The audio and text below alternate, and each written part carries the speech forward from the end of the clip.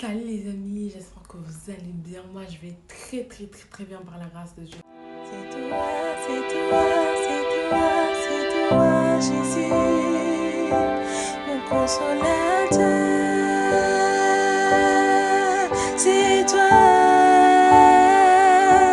mon libérateur.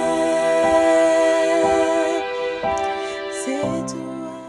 Oh, ça fait hyper longtemps que je n'étais pas là. C'est parce que j'étais occupée. Et là, il y a un peu de temps de répit. Donc, je me dis pourquoi pas, pourquoi ne pas revenir. Donc, voilà pourquoi je suis là. Raconter en même temps l'histoire de comment j'ai pardonné. J'ai pu pardonner à une personne, un membre de ma famille. Cette histoire-là, en fait, j'ai pris un moment avant de vous la faire parce que ça concerne un membre de ma famille très proche et c'est mon père. C'est mon père, je crois qu'il est grave pas au courant. Il est pas au courant. Il est grave pas au courant. Et en fait, comment j'ai pu pardonner à mon père? Bonne question. Et qu'est-ce que mon père avait fait? En fait, pour répondre à cette question, il faut qu'on remonte à quelques années auparavant. Donc ça fait quand même un peu partie de mon témoignage, mais bon, je vais te donner une petite partie et le témoignage, il arrive, il est derrière. Donc en fait, moi je viens d'une famille modeste. Voilà, une famille modeste. Donc pour ceux qui me connaissent, j'ai pas grandi avec ma mère, j'ai grandi avec mon père, ma belle-mère, ma tante. Franchement, ouais, j'ai fait un peu ici, un peu ici, un peu ici. Et après, je suis retournée chez mon père et là, je vis avec ma mère. Voilà. Donc c'est un peu comme ça s'est passé. Et pendant ma jeunesse, je crois, j'avais quel âge? J'étais dans la dizaine quand je suis venue vivre avec mon père. J'ai vu que mon père était assez modeste en fait. Et j'ai vu que ça nous arrivait souvent, comme beaucoup de familles, de manquer de certaines choses, de manquer à manger, de manquer certains vêtements, de manquer beaucoup de choses. Et ça, en fait, j'avais gardé ça en cœur contre mon père. Normalement, tu dois pas en vouloir à ton père pour ça.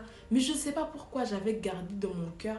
Et je précise, je l'ai fait inconsciemment. C'est-à-dire, je n'étais pas consciente que j'étais fâchée contre mon père. J'étais pas consciente que j'étais en colère contre lui. Non. C'est bien plus tard que je l'ai su.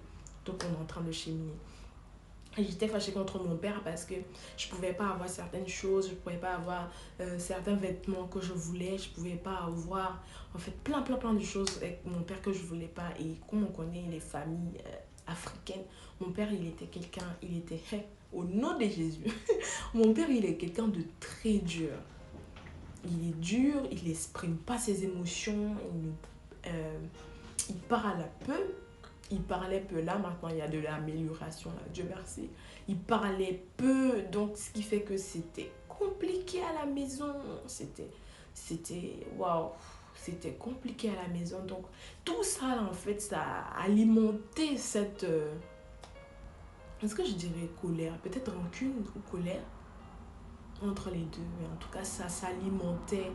Et j'étais bien, mais j'avais emprisonné mon père dans un côté de mon cœur, dans une partie de mon cœur.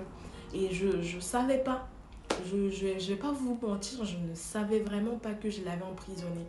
Et j'ai continué mon cheminement de jeune petite fille adolescente. Il y a plein de choses après qui se sont passées. J'en voulais à mon père. Pourquoi il veut pas que je sorte? Pourquoi il veut pas ceci? Pourquoi il veut pas cela? Mon père était hyper exigeant. Hyper exigeant. Et Dieu merci pour son exigence parce que quand on est grand maintenant, on comprend pourquoi il était exigeant comme ça. Et c'est comme ça, on a continué. Et il y a quelques années, je crois, il y a quoi, 4 à 5 ans de cela, en arrière, j'étais dans ma chambre, j'étais en train de prier. Là, j'étais plus à Abidjan, là, j'étais venue ici maintenant. J'étais en France. Et j'étais en train de prier. Et je sentais que j'étais poussée à dire des choses. Et en même temps, tout à coup, j'ai crié, Papa, je te pardonne. À partir de là, je me suis mise à pleurer. J'étais en sanglots.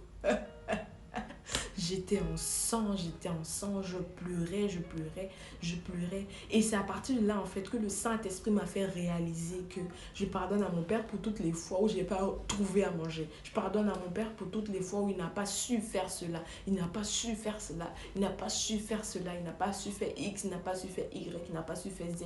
Mais c'était pas de sa faute, en fait. C'était pas de sa faute, c'est un homme, il avait aussi ses faiblesses. Mais moi, en tant que petite fille, j'avais gardé ça. J'avais gardé ce petit côté, genre, comme si les papas, c'était les super-héros, c'était genre, voilà quoi. Pour moi, mon père, il devait être un super-héros, il devait savoir tout faire. Alors que moi-même, je ne savais pas tout faire. Donc c'est après que j'ai compris tout cela, c'est après que j'ai compris tout et je me suis dit non, je pardonne à mon père, je pardonne papa, je te pardonne. Et,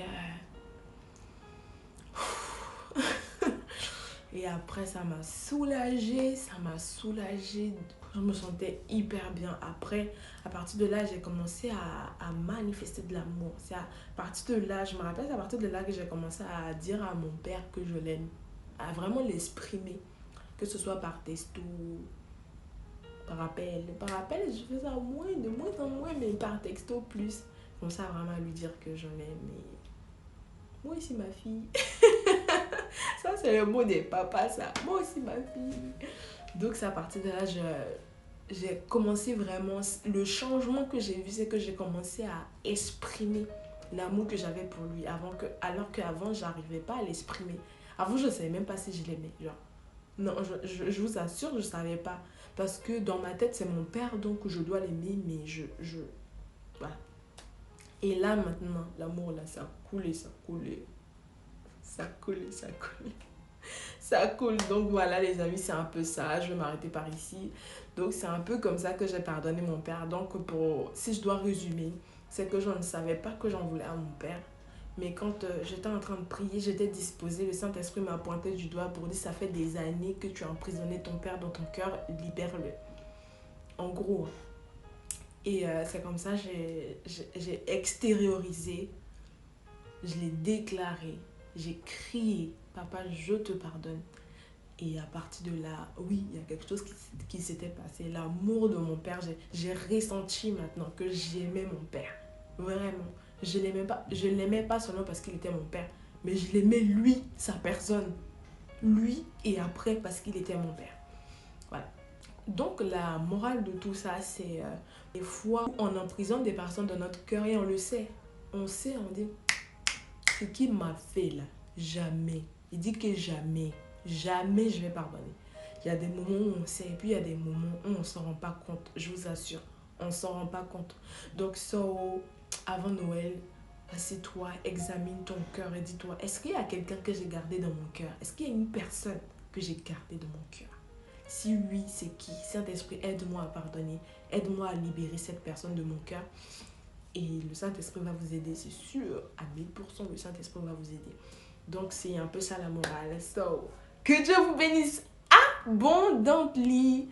And joyeux Noël.